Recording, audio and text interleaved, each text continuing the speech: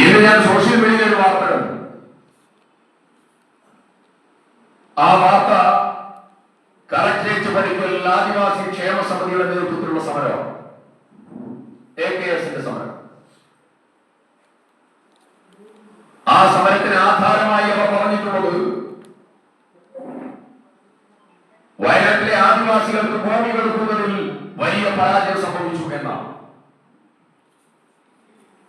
Mentor ടീച്ചർമാരുടെ പണം കൊടുത്തില്ല, അവരുടെ വീടുകൾ ചോർന്നെടുക്കുന്നു. ഈ ആദിവാസി ക്ഷേമ സമിതിയുടെ സമരം മതി കേളുവിന്റെയും പിണറായി വിജയന്റെയും ഭരണം ദയനീയമായ പരാജയമാണെന്ന് സാക്ഷ്യപ്പെടുത്താൻ ഇതിനേക്കാൾ വലിയ ഒരു സമരം ഇവിടെ ഇനി നടക്കേണ്ടതില്ല. പക്ഷേ സമരം ചെയ്യാൻ, ഓർമ്മപ്പെടുത്താൻ ഒരു അസംബ്ലി തെരഞ്ഞെടുപ്പിന്റെ പടിവാതിക്കൽ എത്തേണ്ടി വന്നു നിങ്ങൾക്ക്. ഞങ്ങൾ നേരത്തെ പറഞ്ഞുകൊണ്ടിരിക്കുന്നവരാണ്,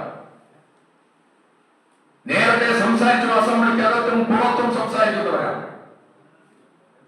എന്തേ നിങ്ങൾക്ക് നേരത്തെ ഓർമ്മ വരാതിരുന്നത്?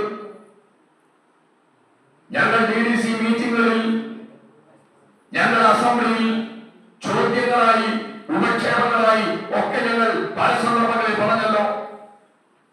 ആശിക്കും ഭൂമി ആദിവാസികൾക്ക് എന്ന് പറഞ്ഞ പദ്ധതി ഉണ്ടാക്കി പാവങ്ങളായ ആദിവാസികൾക്ക് ഭൂമി കൊടുത്ത പദ്ധതി വരെ അട്ടിമറിച്ചു. ഒരു ചെറിയതായിരിക്കുന്ന തുണ്ട് സ്ഥലം പോലും അവർക്ക് നൽകാതെ,